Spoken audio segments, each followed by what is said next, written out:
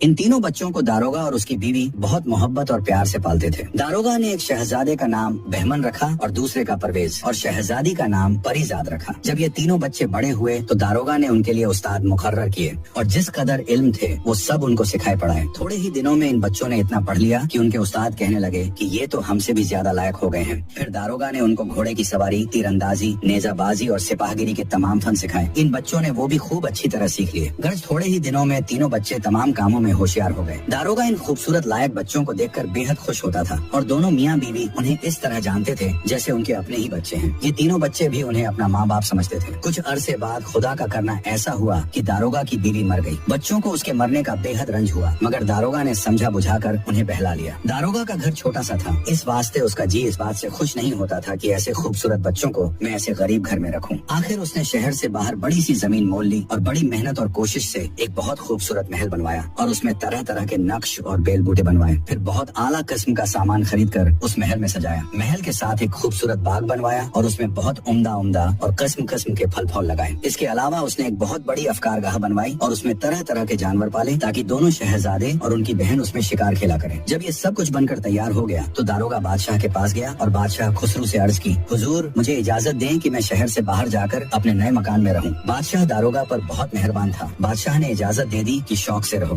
داروغہ اجازت لے کر اپنے بچوں سمیت نئے محل میں چلا گیا اور آرام سے رہنے سہنے لگا۔ اس کے تینوں بچے اس محل میں بہت خوش رہتے تھے کیونکہ ان کے آرام کا وہاں تمام سامان موجود تھا۔ کھاتے پیتے کھیلتے اور ہر طرح کی خوشیاں مناتے تھے۔